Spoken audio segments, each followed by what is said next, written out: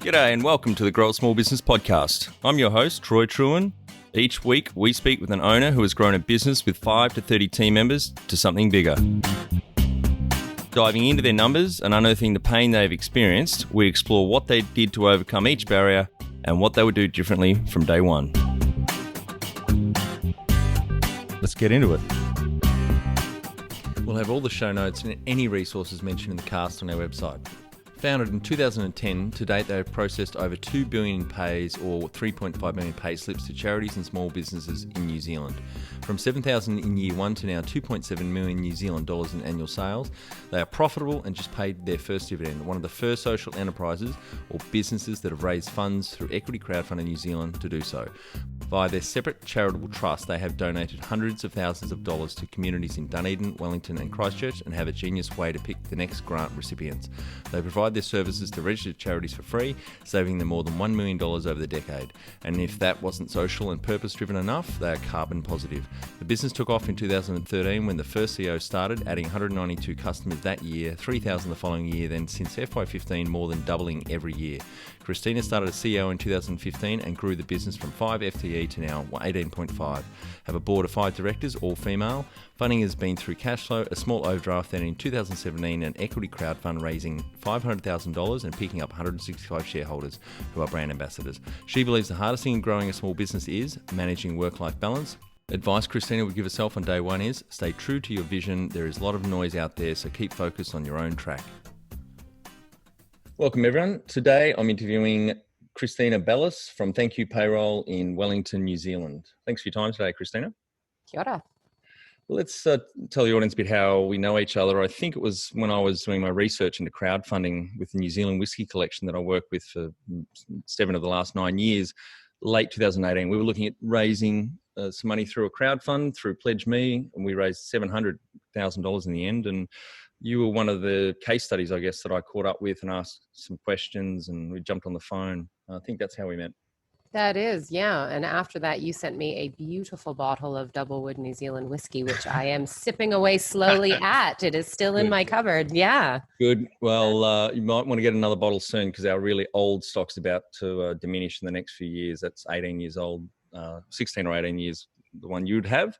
And our youngest stock's about to come on the market. So yeah, it's great whiskey, and I really reveled and enjoyed my time in New Zealand over the last many, many years, over there every 3 or 4 months. It's been great. Love it over there. It's a beautiful country. Yeah. How long have you been in New Zealand? Oh, I've been here 13 and a half years. Came for a 6 months to a year working holiday trip from Canada and never left. Great. Yeah, fantastic. Mm-hmm. Well, tell our audience a bit about your business, the name, what it does, how it makes money. Yeah, sure. So the name is Thankyou Payroll because everybody likes to get paid. So why not? We have offices both in Wellington and Dunedin. We started in Dunedin as a small startup, and then as we grew, we opened an office up in Wellington. And we've also got remote staff in other parts of the country. So what it does is we offer cloud-based payroll intermediary services, and that means that we have a payroll software that does all those complex payroll and tax calculations, and then the employer makes one deposit to us and we pay all of their staff, we distribute the pay slips, we update leave balances, and we also, the golden nugget is that we file that data with the Inland Revenue, so we make sure that the business stays compliant with their payroll taxes. Great. And yeah, in addition to that great service, we are a purpose-driven business with a triple bottom line approach. So social, environmental, and financial, or what I like to say, people, planet, and profit. So we've got a business that offers a useful service while also creating really positive social and environmental impact. Yeah, great. And payroll obviously is complex in each country. And so it's really good to have someone focused and specialized on that. Yeah, that's right. And with a lot of small businesses, you'll also find that, you know, you've got jack of all trades or something, and then one person gets saddled with doing payroll, and it actually is quite complex. So it's not just something you can really tack on to someone's day job without giving them either some training or a solution or an intermediary platform like ours. Yeah, sure. And tell the audience a bit how the business started out. So the business started out, Hugh Davidson, who's now Hugh Evans, he was working at Inland Revenue. And in 2006, the Labor government had come up with this subsidy for payroll intermediaries. Basically, as you some of the listeners might remember, you used to file payroll taxes by sending paper forms to Inland Revenue, and so they'd get stacks of paper, Painful. and then it would take all of our tax dollars to pay people to then put that into the computer. So the Labor government came up with this scheme for payroll intermediaries, basically to get that data digitally, which is what we do by filing that data. So Hugh at the time was a service designer with Inland Revenue, and he realized that subsidy, which was $2 per pay per person, up to 5 employees, was actually generous enough to run a whole business off of. So he didn't renew his contract, and he decided to start that business, knowing that he wanted it to be a social enterprise, and knowing that he could basically, if he could build this company, he could offer it for free to small and medium businesses and charitable trusts in New Zealand. Right. And is that fee structure still in place? The government still pays $2 an employee effectively? No, it has recently been completely removed after being reduced over time. Yep. And because of that, Thankyou Payroll has had to, change our fee structure and put in what we believe is a small fee. We're still the best value intermediary on the market. And we also have monthly pricing caps in place to help people with budgeting, because that's really important when you're growing a business. You don't want to blow your budget. And we don't want people to get penalized if they forgot to run a pay run or needed to fix something. Yep. So that's one way of us gaining money. And we also gain a little bit of interest on money that we hold in trust, effectively that PAYE KiwiSaver, before we pay it to IRD for our clients. But we also use that interest for our donations that we give back into the community through Thankyou Charitable Trust. Yeah, great. And maybe talk a little bit about the charitable trust. What kind of areas do you focus on to helping people? The charitable trust is its own entity, because in New Zealand you can't have a for-profit and a not-for-profit running together. So we did set it up as its own, and it's got its own board of trustees. It operates right now in 3 major cities, Wellington, Dunedin, and Christchurch, where we've got trustees. The really cool thing about the trust is how it actually gives the grants. So it gives grants that are up to $3,000 to community projects. You don't need to be a registered charity. So we're trying to, limit what hoops people need to jump through. But they apply, and we run it in a postcode in that area or in that city that's part of the deprivation scale. So we'll pick one that's a lower deprivation scale. Run it in that community for 3 to 4 years, so 3 to 4 grant rounds. The first grant round, the trustees will get the applications, and they look at where, determine where the money goes. But every other time it's back in that community, the people who got the grant the last time are the ones who choose who gets it the next time. That's a great idea. Effectively, they're the ones who are best placed to know what their community needs, right? I can't tell you what, South Dunedin needs living in Wellington, but somebody who lives in that community can. And then it also builds community connections, because you realize other things that are happening right in the community that you're like, oh, Joe should know about that because they're doing X, Y, Z. So you're really building resilience and strengthening community. Yeah, that's a genius idea. I think getting the most recent grant recipient to suggest the next one, that's really good. Yeah. And I mean, just to go on about that for a second, if you've ever written funding applications, which these people are writing, it also helps to strengthen your funding application writing, because you're now getting these applications from other groups going, oh, well, their budget doesn't tell me exactly what they want, or this doesn't have enough information on it. And they realize that's what they need to do when they're writing their own. Yeah, that's great. Yeah.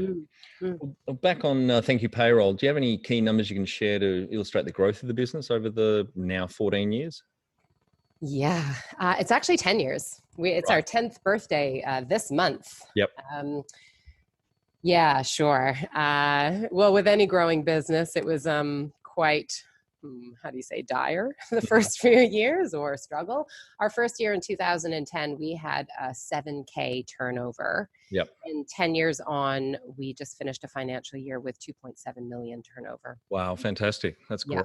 We also have a healthy profit out of that, and we are carbon positive, meaning that we're actually putting more back into the environment than we use. Yep. And we've donated hundreds of thousands of dollars back into the community. Another number I'll throw at you is we have saved, we're still free for registered charities. It's part of our kaupapa, and we've saved them in kind over $1 million by running services for them. No, that's phenomenal. Yeah. Yeah, so our client base really started only growing in 2013 when the first CEO came on board and started seeding that service to networks. Yep. For the first 3 years, we literally gained 192 employers or clients in our books. Yep. And then over the next 3 years was almost just shy of 3,000. Wow. Yeah. So from 2015 financial year, so for the last 5 financial years, we've basically been growing on average 120% year on year. Oh, fantastic. And there were 5 staff when I started, and now there's 22 of us. Excellent. That's great. And I think I remember in your investment memorandum I studied a couple of years ago for our crowd fund, I think you just tipped over $1 billion a year. Is that right? Being processed through the payroll. Yeah. That's fantastic. Yeah, we've definitely doubled that since then. And we were just looking at it the other day. We've processed almost 3.5 million payslips out to employees in New Zealand. Wow. That's annually or across the 10 years? That's across the 10 years. Yeah. And that couple of billion, the billion, was that cumulative or per annum is what you're putting through? That's cumulative. Yes. Yeah. But it's millions every week nowadays. Wow. Great. Yeah. And what was the moment you felt like you'd succeeded? There's a lot of successes, and I think it's really important for any business to celebrate every single one of them. It helps keep you going. Totally agree. Consistently being in the black every month was a big success, or the first time we actually turned a profit at the end of the year. One that actually really hit me was when one of our departing staff members said to me that they were taking the social and the environmental elements to champion in their next role. Wow. And honestly, like, our purpose or our raison d'etre is to encourage and inspire other businesses to adopt more of that purpose-driven approach to business and using a platform or a product or a service as that vessel to do good or to make positive change in the world. So that was a real moment of success for me. Wonderful. Yeah. And what does success look like to you? Honestly, because I know this podcast won't be aired for a little while, we're about to pay dividends for the first time. And that's a really key indicator of success for us. As I said, we've donated hundreds of thousands of dollars into the community, have implemented those procurement policies and environmental responsibility within the business. So all that SROI is there, but now that we're actually giving a return on investment to shareholders, that's a real success. It's demonstrating that a purpose-driven and impact or social enterprise with that triple bottom line approach is fucking nailing it. That's great. It's that proof that business models that concentrate on more than just a profit line are actually a force to be reckoned with, and we can deliver social and environmental returns and a profit margin. So absolutely. Model.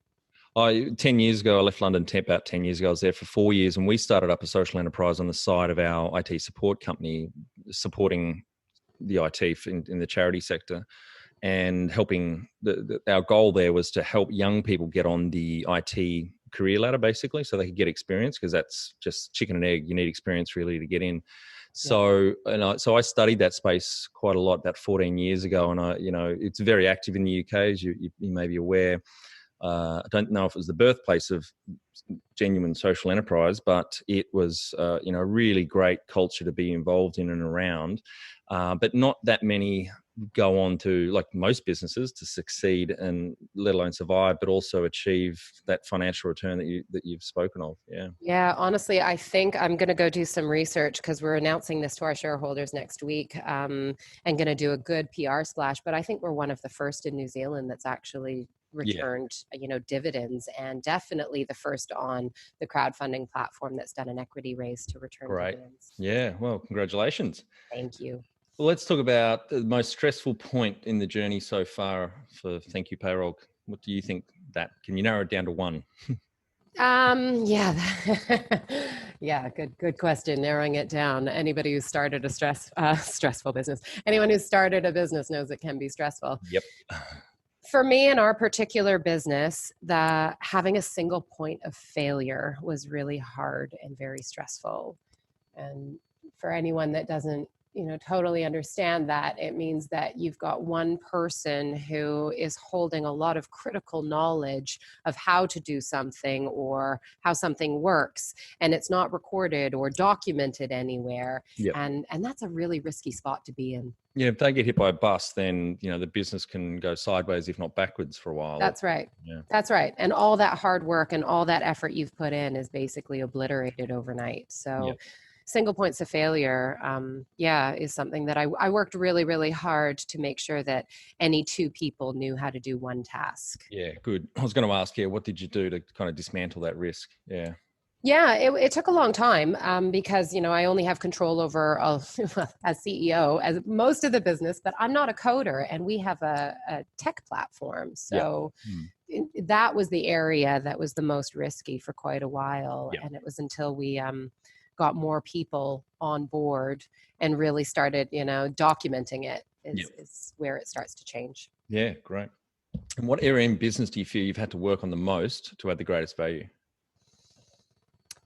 The staff, Yep. the culture, Yep. change management of all of that, Yes. growing out different teams with remote offices. Mm. So as I said, when I started, there was 5 of us, and I started, you've got jack of all trades. You're doing customer service with one finger, client acquisition with another, you're designing and building new features, supporting a system, managing your budgets. So growing that out and ensuring not to lose things in the gaps. And people would get, saddled with things that might not fit their role, but because they had capacity or a can-do attitude, then they took it on, which was excellent and what you really needed, or what I really needed growing that business. But then I would realize that I could streamline things and make them way more efficient if we did it another way. And so I'd propose changes. And for a while in that growth, people's roles and their responsibilities and even their direct reports were changing reasonably frequently. And managing people through that change needed constant work. Yeah, people don't like change. It's scary. It's uncertain.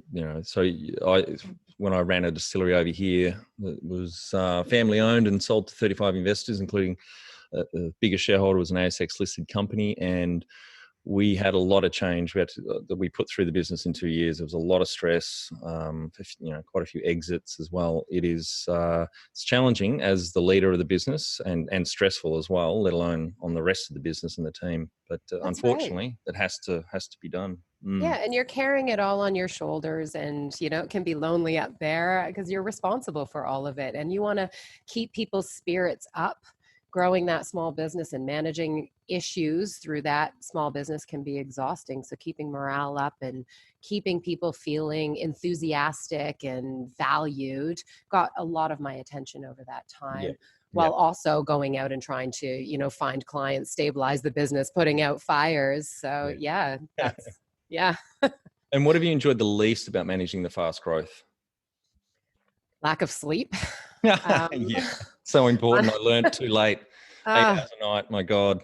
Yeah, honestly, I mean, I'll still wake up in the night, a little bit less so because we're in a really good position, but I'll still wake up in the middle of the night with my mind going, I need to finish this, or what about X? We should try Y. Who has capacity to do this when you're all at capacity? So that is what I really... that insomnia, I really don't love. I learned to keep a notepad by my bed because as soon as you start writing it down, you get it out of your head, and that can sometimes help you actually get back to sleep and then remember what you want to do the next day. Yeah, I used to have a very active mind at night like that, and I've built the habit. That's something I was going to say before, like changing your own habits, let alone people's. It takes about 2 months, not 21 days, as often touted, to change habits. So supporting your team through those changes is tough, but I'm now pretty good. Rarely anything pops into my head after 5 o'clock, so I start pretty early in the morning. But I've got the notepad on my phone. I'll jot it down, and I know in the morning I'll pick it up, and it won't bang around my head and keep me awake at night. Yeah, that's right. And what's been the biggest mindset shift in the small business growth journey? Honestly, it got really difficult sometimes in there because I'd say partly because I'm not actually an owner. I'm the Mm. CEO. I am a shareholder, albeit a small one. Yep. And scaling a small business is tiring, as we Mm. just said, sleep depriving, stressful. And when you've had a breakthrough one day only to walk into a fire the next morning. Yep. So honestly, one of my biggest mindset shifts was when I was at a low point thinking, why am I working so hard for someone else's business? Yep. And then it actually hit me that I'm not. I'm not working for the shareholders per se. I'm not working for the business owners. I'm actually working for me Yep. because everything I do is because I own that success or that failure. Yep. And I'm doing it because I believe and I champion Thankyou Payroll's purpose to enable better business and to be an example for business for good because I really believe in that. But the mindset change that I needed to reset myself was realizing that I'm actually doing it for my own growth and my own experience and my own learning. And if that sounds kind of selfish, that's fine. But within that growth, I know that I'm also helping. Part of it is helping to mentor my management team, building capabilities in people, and inspiring change. And that drives me. Yep. So I'm growing this business to create change that I believe in. And if I can do that, then I feel accomplished in my own goals and aspirations. Yeah, great. Yeah. And what's the number one habit you think a small business owner needs to develop and maintain? What do I need to achieve today? Yep. Totally agree. Yeah. That It's clarity, honestly, the focus, it's so easy to be distracted by your inbox and just sit the whole day in your inbox and not actually move anything big forward. Totally agree. yep. So I'll sit down and I've told my staff this as well, like what is the priority that needs to be accomplished that day? So there are so many moving parts. There are things coming in at every angle and sometimes angles you didn't even know existed. Yep. And you're supposed to be an expert at everything, finances, sales, marketing, product build. So most days I actually make a list of what I need to get done. I'm a big believer in lists. Yeah, me too. Small things and bigger things. And if they're bigger things, you break them down into smaller pieces to pick Yep. which ones you're going to complete. So then at the end of the day, you look down and you think, hey, look at all this shit I got done. Yes. Yeah. I think I spoke about it on the cast last week that exactly that. Yeah. Craig Holtom from Oliphant Golf Management in the USA, they've got 130 to 400 FTE. During peak, they go up to 400. And he's very big on lists as well. And yeah, I talk about my success list, which is just a Google document, one pager basically. And I set my up to 10 goals for the calendar year, then break it down to the quarter, then down to the week, and then just to the day, just a handful of things, because there's heaps of sand. I don't know if you've heard the fish tank analogy from Stephen Covey. There's you put the rocks in first, the big things are going to add value, or whether it's your health or your family, and then around that you put the pebbles, and then the sand is just all the admin stuff you're going to have to get to, and you'll find it will all fit. But if you don't put the rocks in first, they're not going to get any attention and time. That's So right. I always have, up to 10 things in a day, no more than 10 that I want to knock over. And that's not the sand, the small bits and pieces, checking my email, etc. It's right. This project or this strategic document, I need to spend an hour on it today. Otherwise, I'll never get this podcast launched, for example. If I hadn't have done that, we wouldn't be talking right now.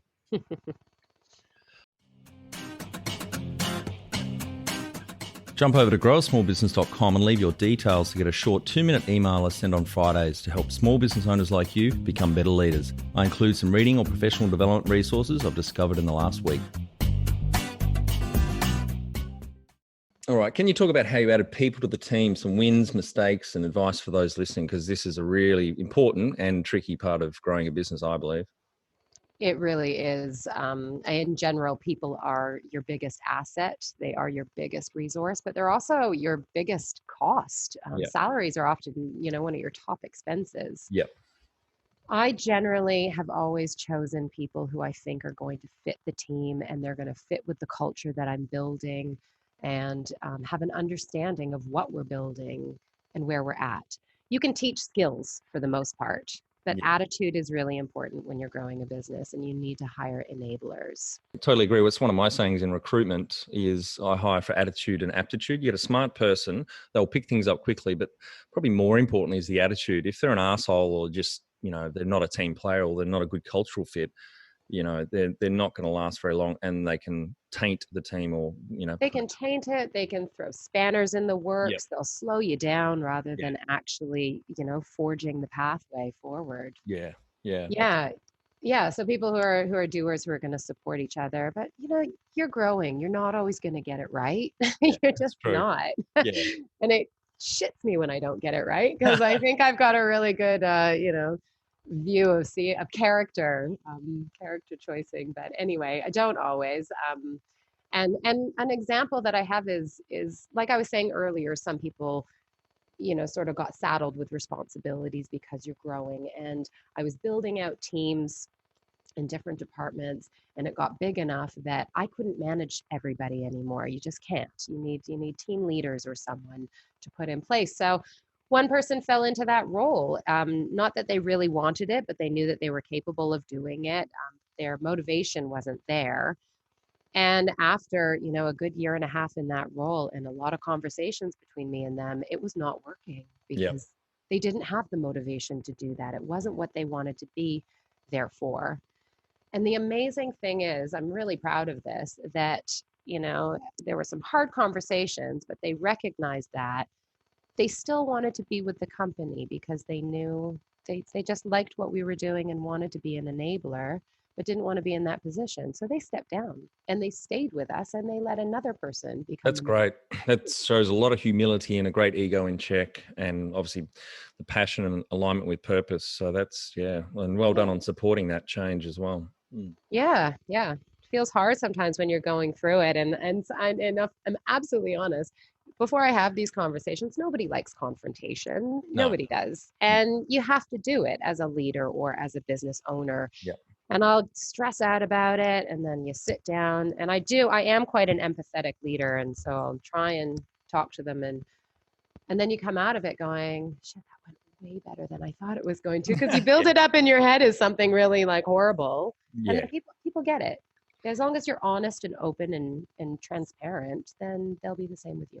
Yeah, absolutely. Yeah, those hard conversations when you have to move someone on, and the night before is often, I don't sleep much because I've failed as a manager and as a leader because I've either hired the wrong person, got the wrong person on the bus, as Jim Collins calls it, or I haven't supported them enough to get them up to the level they need to be, and we need to move them on. And it's a really hard thing. I think I've exited 5 business partners and probably over 30 team members across the last 20 years in business. So it's the thing I hate the most about what I do is when I have to move someone on, because Does it get easier?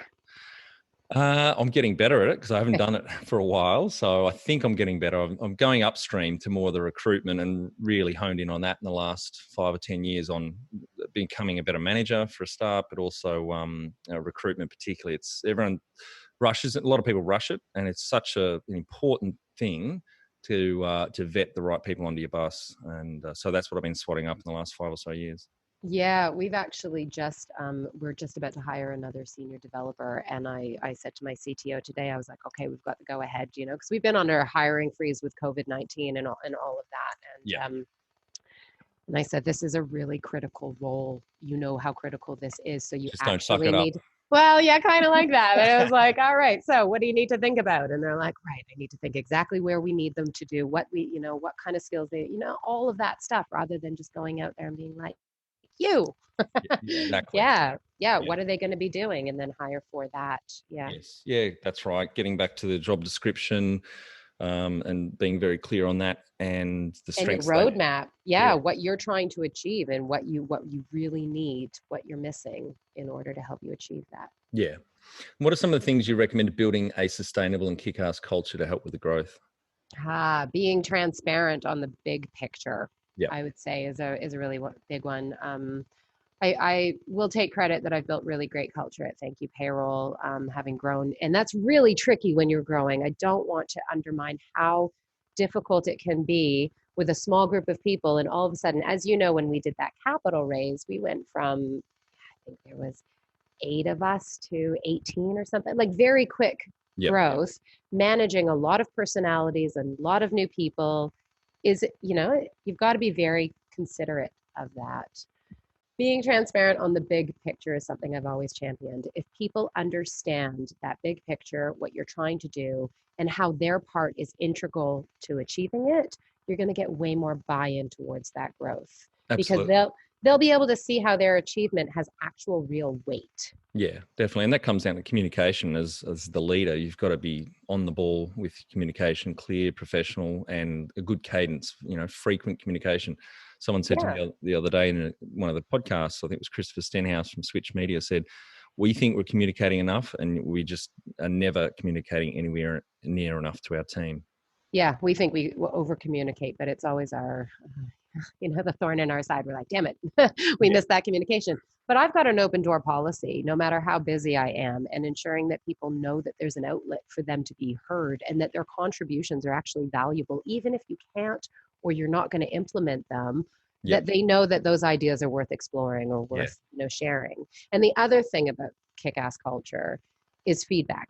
Yep. They have to know how to share, and how to be open to the feedback is really important. So giving it is one thing, but receiving it and knowing how to process it is actually really valuable, because we can so quickly defect, like they don't understand what my job is, or they don't really get it, or what have you. But when you're open to it and you're like, oh, then you can actually make some change. That's right. But I think managers, particularly in smaller businesses, as we were saying before this call started, that I feel there's a lot of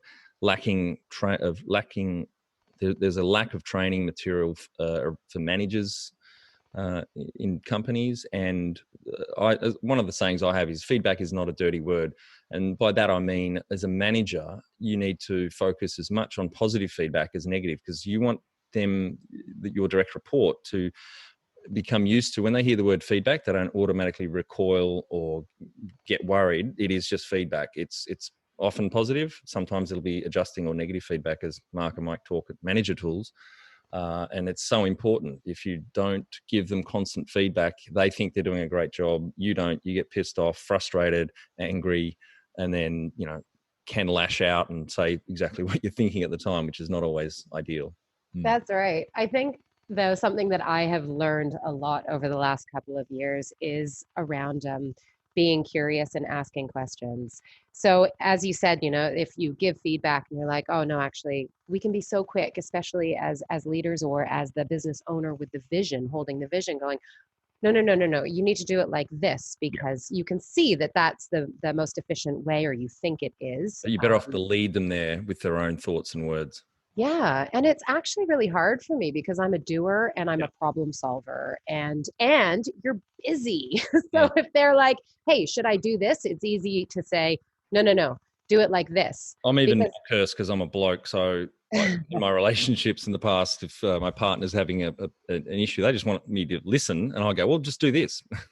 Yeah, but then you're not building any capability or strengthening your team. So I actually try not to let my team ask yes or no questions, but continue to prod it and pull it out of them. And it is it's a lot more time consuming, but what you're really doing is it's an investment in the future, and you're building them up to think about that picture and bring those stronger proposals to you, and then you get to poke the holes in it and you strengthen it together, rather than just telling them exactly what you want them to do. Absolutely, yeah. And just back on the culture, with such a geographically diverse team, maybe can you give us a breakdown of the 22? How many are in Dunedin, how many in Wellington, and anywhere else? Yeah, there's about 6 in Dunedin. There are, what would that make that? 18 or so in Wellington, and then we've got a couple of remote staff around the country. Yeah, so but FTEs around 22. You've got a few part-timers in that. Yeah, that's right. Yeah. Total FTEs is about 18 and a half, I think. Yeah. How do you go with the team spread out, like with culture, and do you have any annual meetups, get everyone together in one city, or? Yep. We have 2 annual meetups. We have one that's generally our holiday Christmas party in December. And then we usually have one around September, October, which is a weekend. We have a Team Hui weekend where we take everybody away and we work on either culture. Sometimes we work on strategy. Sometimes we just have a number of drinks together and some good laughs. It's that social time outside of work to really build the team up and who you are. Yeah, great. Which is really nice. The other thing that we started doing was we have daily stand-ups with the Yep. entire organization. Mhm. And that's had a number of iterations over the years where it could just be like me talking and giving stuff. But Yep. what it is now, which really works nicely, is we've got, your sort of key people or department heads or what have you. Each one of them will take a day, a fortnight, and it's their stand up, and they give a presentation on what's in their, basket for the Yep. next wee while or how they're doing something, which helps the team to understand how all the cogs work, all Yeah, the it's good. pieces. Yeah. Yeah, it's really nice. Yeah. Right. Yeah. Everyone gets a moment to share and we all get to, look each other in the eyes before we start our day instead.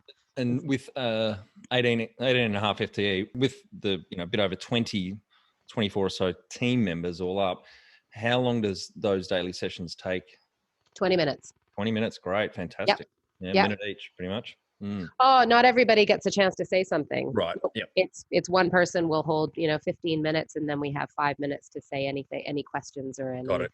Yeah. Yeah. And then the next day it'll be somebody else's turn to hold Got it. Yeah, great. And how did you fund the business growth? In the early days, the founder decided not to renew his contract with IRD to start building Thankyou Payroll. And Hugh Evans actually accessed the job seekers allowance to do that. And then Work and Income put him on the enterprise allowance, which actually still exists in a way for starting your own business through Work and Income. That's a great initiative. There's one like that in Australia too, which I think is just wonderful. Yeah. Yeah. Once we got a good client base and were able to maintain some business operations by leveraging an intermediary subsidy that I mentioned, Yep. we definitely used a banking overdraft. Having a good relationship with your bank is really a good thing to have. Yeah, definitely. Yeah.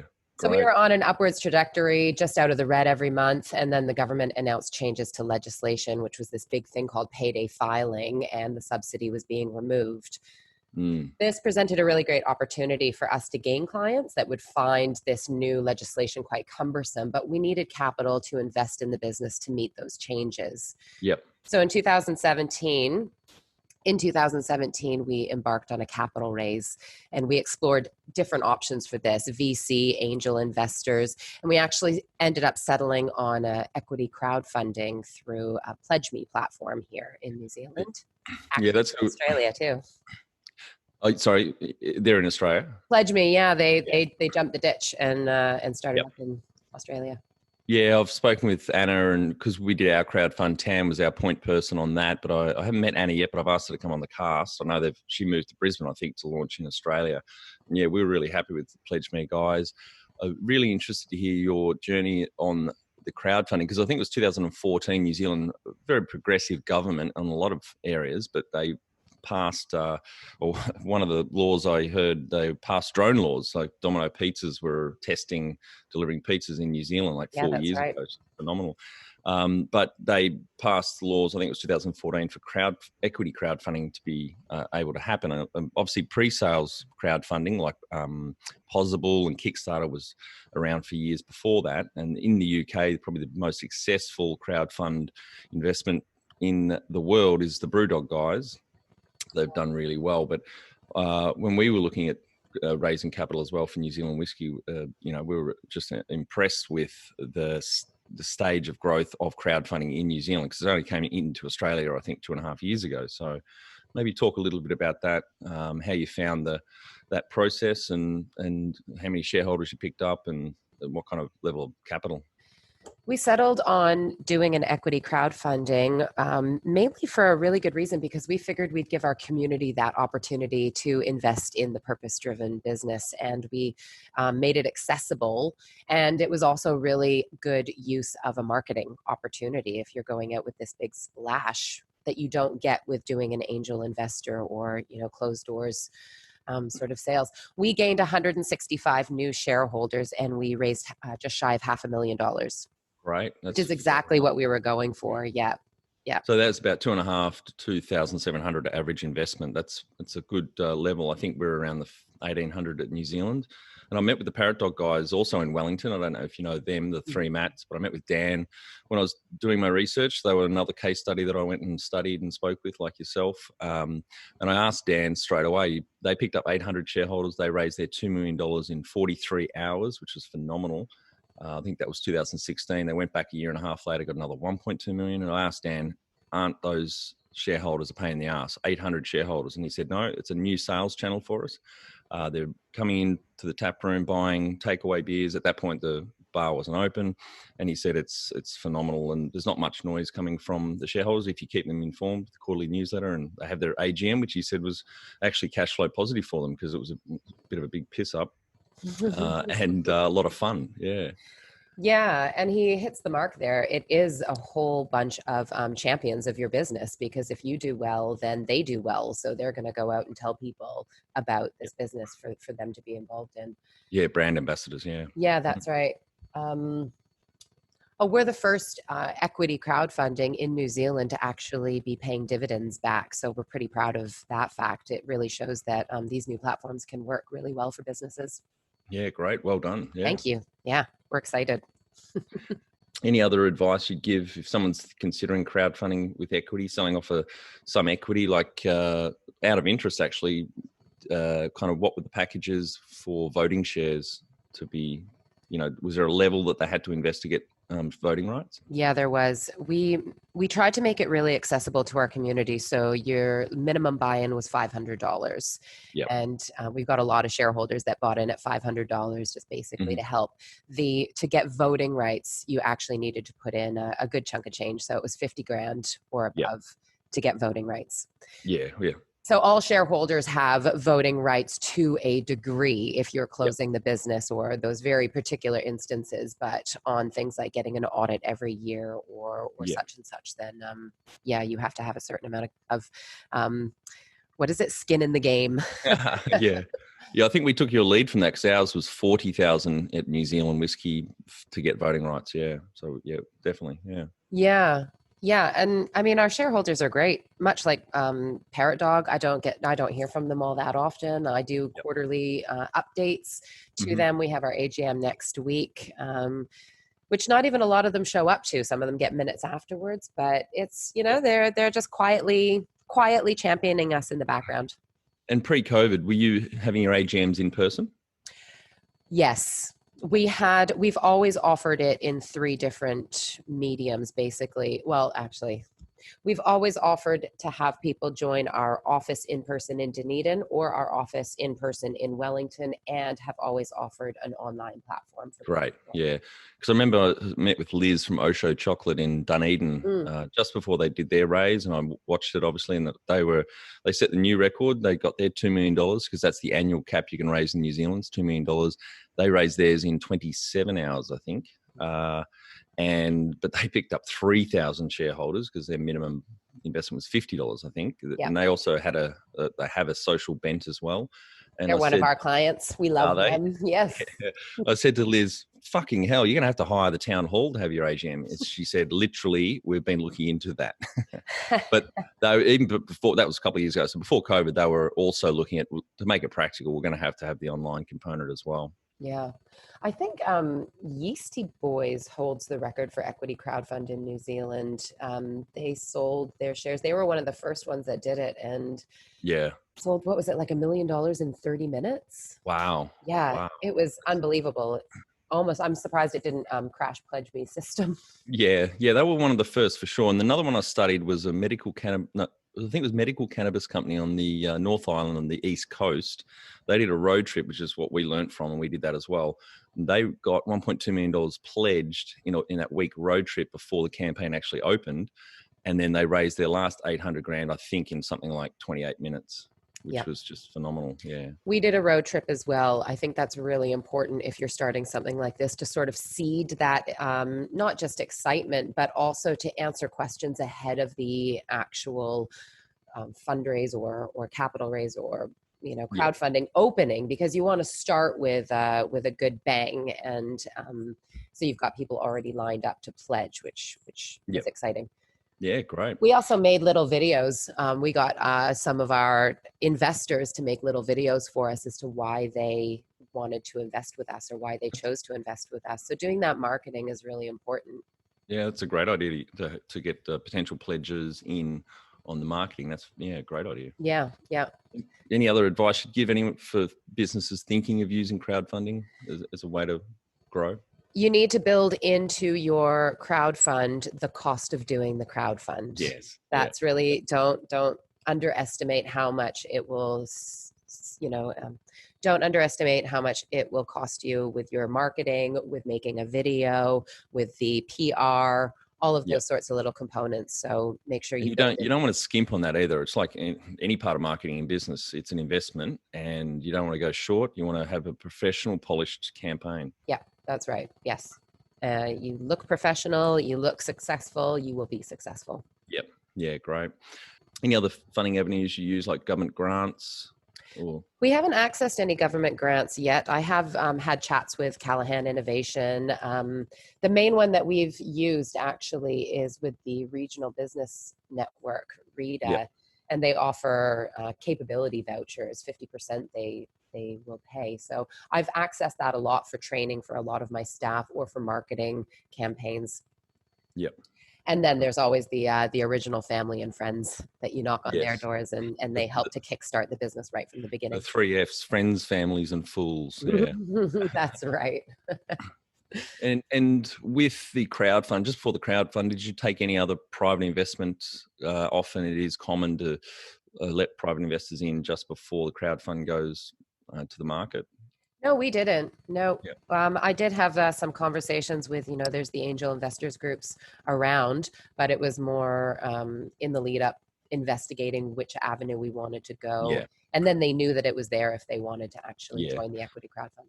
And out of interest, why did you not go down the VC or angel path? 2 reasons. One, for the marketing aspect that it would allow us, because as a small growing startup, we didn't have a lot of capital to spend on marketing. So that was actually a good tool to get our name and our branding out there. Yep. And then the second one is to give our community an opportunity to invest in our business. We're a social enterprise. We're well supported. We give back to the community. And so we thought this was an opportunity for a lot of people out there that want to have a share in a business like ours. It gave them the opportunity to do so and to support us. So on the crowdfund, was that your maximum you were going for was 500 grand? Maximum was 600. Right. We wanted a minimum amount of 400,000 and a maximum of 600,000. Great. Yeah. Well done. Fantastic. Yeah. Really exciting. And 3 years later, as promised, we're paying the dividends on it. So it's great. Awesome. And I guess the final part on the funding path, looking into the future, do you think you're going to have to look to raise more capital, or you guys pretty happy with where things are at? We're pretty happy with where things are at in New Zealand. There is definitely that, long-term vision of expanding overseas. And once we do that, and we've already got our eye on a couple of places that might be similar to New Zealand or similar to the tax structure, so it's not too far from our existing platform. If we were to do overseas expansion, then we would be looking at another capital raise for sure. Yeah, and crowdfund that, you thinking? I think so. It's a nice way of doing it. But at the same time, if you're looking, it depends on how much you want to raise, and it could be a combination of crowdfunding and some angel investor or VC private investors. Yep, great. Yeah. And how much professional development did you invest in yourself over the years? Oh, a number I can't put on that. I'm constantly learning. Yeah. I'm always learning. I have a busy mind. And so it'll even go over conversations during the day and I'll think, I could have come at that from a different angle, or maybe I should have tried that method that I'd been doing. And so, I'm constantly going over those things to try and do it better the next time. Yeah. And so what about material like books, podcasts, courses, training, conferences? Yeah, I'd say, if I was to put it into hours, I'd say probably 1 to 3 hours on average every week is what I would spend, doing stuff. Yeah. And that could be reading, that could be watching a webinar. There's a lot of great webinars out right now, or even just listening to a podcast. Yeah. Yeah, great. And have you had any mentors or coaches along the way? Maybe tell us about your experience and the value they've added. Yes, I have. I was new to the CEO role. I've not been new to senior management, but I was new to the CEO role and scaling a business for the first time. What year did you start as CEO? 2015. Right. Yep. Mm-hmm. So having an external perspective that wasn't part of the day-to-day or even part of the organization Yep. is really valuable to lift your thinking or to lift your vision, because they actually have no agenda except to help you succeed. Yeah. So I found a coach really, really fantastic over the last few years. We probably meet once every couple of months just for an hour and a half, have a corrido or a conversation. Yeah. Yep. Great. No, I find that especially when you're growing so fast, you're so busy, it's hard to lift your head and look at the vision, above the, above the horizon. Yeah, it's really good to have someone prodding different angles or questions at you. And just, I think coaches and mentors have been really valuable for me as well. And that's really what their job is, because I will go to my coach and I will talk about so many different topics, whatever's really, struggling me at that moment. It could be managing the board or managing my own expectations or issues with staff or whatever's really niggling me. And their job is to ask me those questions and the deeper questions to pull it out of me and help me realize where my focus is and where it actually should be. Yep. Yeah, great. Mm. And on that, you've obviously got a board of directors or advisors. How big, kind of, what's their role? What kind of roles on the board do they cover? We have a board of directors with 5 directors. Yep. We have a board of 5 directors who have expertise and skills across a number of areas. That includes tech, legal, financial, community development. Coincidentally, our board is currently all wahine toa. I use little New Zealand slang words in here. That means they're all strong women. We are quietly proud that Thankyou Payroll is currently led by strong, smart, and successful women, which is unusual in today's landscape. So it's pretty cool. That's great. Mm. Yeah, and we're constantly looking back. We've got a skills matrix at the board. So every board meeting, we do check in to see what skills are we missing on the board, what we might want to look for in the next board member. Yeah. And how often do you change over board members? We actually had a huge changing of the guard last year. 3 longstanding board members left, and we got 3 new ones come on board. So it's sort of as and when needed, really. We don't have, you don't have to restand every 2 years. Yeah, right. And you mentioned a minute ago about managing the board. So, and I've worked with a few boards reported into the distillery around here in Hobart, Tasmania. Very fast growing, as I said before, 35 shareholders. That was an interesting experience and journey. And I sit on and chair a few boards as well now. So I think it'd be good for the audience to understand a bit, as the CEO reporting into a board. I assume you don't sit on the board. You're not a director. No, I'm not. So that's best corporate governance. The CEO reports into the board, doesn't sit on the board. Maybe talk a little bit about your experience managing the board effectively. Yeah, and in the context of growing a small business, then that's quite interesting, because a lot of businesses will start out and the board will be comprised of friends and family. Yeah. And that was exactly our experience. We did get a couple of more people on, but again, more friends and family. So, and it was a very new board, and they've been growing in maturity since then. So I think something that was really interesting to manage was the division between operations and governance. Yeah. And it can be a really murky line. And the board's job is really that high level governance and making those high level decisions for the vision or the strategy of the business, but not actually getting involved in the execution. Yeah, I had that exact experience recently in the last few years. I was CEO of a business reporting into a board, and one of the directors, had sold his business some years ago, but he's a very operational kind of guy, and would just dabble and dabble and dabble, and it was fucking annoying. And it's not their job, You've got to appoint the leader of the business, the GM or CEO, and let them get on with it. Hold them to account, obviously, but you just can't get in the weeds, Yeah, that's right. Yeah, set the outcomes, but let them go off and do it, because that's what they're there for. And that's the same thing with having that the coach. The board is there to pull you up and ask you the questions, and you're there to answer the questions and make sure that you're on track but their job is not to actually. No. And also to bring angles or things you haven't thought of as the leader, because often it's not your area of strength or expertise, perhaps. Might be a legal thing. I'm having a staff issue. I may have to move someone on. Well, have you done this or thought about this? And I found the support's been phenomenal sitting on both sides of the table as a director and a chair and as a CEO reporting into them. It's just a really good mechanism. I like to describe boards, Christina, as intellectual piranhas. You throw an issue on the table, they rip it apart. They don't attack the person, but it's a ferocious conversation, and very intellectually stimulating, and it's wonderful to watch. Yeah, absolutely. Yeah, it's great. We do most of our board meetings online these days because we're all around the country. And then the same thing with the staff. We come together once a year to do a strategy weekend, Yep.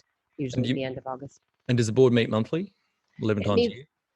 No, it meets every other month. So we generally meet 6 months a year. But in the presence of COVID and things like this, we've actually been having almost weekly check-ins just so that I can show them, that the business is on track, or highlight any early indicators that we might need some big decisions being made. Yeah, same with the brewery here in Hobart that I chair. We quarterly board meetings, but we're meeting every 2 weeks during COVID just to help support the general manager and keep an eye on things, because obviously our arse is on the line being directors. And another business I worked with recently, we kicked all the shareholders off the board effectively, and there were a couple of employees that were on the board as well. And like you were saying, and early boards in small growing businesses are often family and friends, and that is not a good mechanism because they can't often, one, they don't have the skills or experience a lot of the time, but secondly, you can't really ask the hard questions if they're that close to you. So we went from 7 shareholders on the board to now there's 3 independent directors, and we have changed the focus. We're really adding value to the business. We've achieved a lot since we can get on with where the value's at rather than being distracted with too much operational detail or internal shit fighting. Yep. That sounds very, very similar to where our journey is well, and you're now so strong for it. And heading great. We're on to the final 5 questions. What do you think is the hardest thing in growing a small business? Managing work-life balance. Growing a small business can take up a lot of your time and a lot of your headspace. So it's really important to step away though and get some perspective and let those ideas sort of, process. Yeah. And what have you done? Have you put anything in place to help with that, like meditation or more regular holidays? Yeah, for me, because my parents are in Canada, I generally try and get there once every year or 18 months. And we've got a cottage up north that actually has no internet at it. So it is, or I'll go for a canoe camping trip and absolutely detox. And that's critical for me to just get that time away from devices and away from that noise. Yeah. And favorite business book, which has helped you the most? I can't say I have a favorite, actually. I'm currently reading Are You Ready to Succeed? Unconventional Strategies for Achieving Personal Mastery in Business and Life by Sri Kumar. It is a long title, yeah. Sri Kumar Rao. He's done a few really cool podcasts and webinars about, how to stay happy while you're still growing business. Yeah, right. Well, that leads us on to any great podcasts or online learning tools you use for your own professional development. Well, I really jump around. I'm not going to give you super answers here because it really depends on what aspect I'm wanting to develop or grow, and that will change where you're looking for your information. There's a heap of great TED Talks, as we know, but hard to sort of, find them through the weeds of all of them. Yeah. But I do actually really like Malcolm Gladwell's Revisionist History, if you've heard of that. It's I've read a bit of Malcolm Gladwell, Blink and Tipping Point. It's great. Yeah. Yep. So his podcast Revisionist History is reinterpreting things from the past. Mm-hmm. And what I really like is that I feel like it helps train my mind to look at different aspects to see things that might have gone unnoticed. Yep. Great. Yeah. And one tool you'd recommend to help grow a small business? Perseverance. Is that a tool? Because it should be. Yeah, I think I agree with that one. And finally, my favorite question, what would you tell yourself on day one of starting out? Day one of starting out to baby Christina, stay true to your vision. There's a lot of noise out there, so keep focused on your own track. Right. And if there's any fans of Saturday Night Live from the early 90s, I always really like Stuart Smalley's mantra: I'm good enough, I'm smart enough, and doggone it, people like me. That's great. Oh, yeah, SNL, I love that. Yeah. I think Adam Sandler was born there effectively. Yeah. Yes, that's exactly right. So was Mike Myers and a whole bunch of them. Yeah. He's a great Canadian, isn't he, Mike He Myers? sure is. Yeah. I used to frequent the donut shop right by my house where I grew up. Well, thanks for your time today, Christina. I think the audience will get a shit ton of value out of what you shared with us and really enjoy the journey of Thankyou Payroll and yourself personally coming into the company in 2015 and taking the reins. And congratulations to yourself, to Hugh, the founder, the board and the wider team. What you've shared is phenomenal growth and success. And yeah, congratulations. Thanks very much, Troy. Yeah, good luck to you and all your endeavors. And we'll talk soon. Great. Thanks. Kia ora. And for our audience, we would greatly appreciate a review in iTunes or whatever platform you listen to us on. More reviews means we bubble up higher in iTunes, etc. So more business owners looking for podcast help with their growth will find us.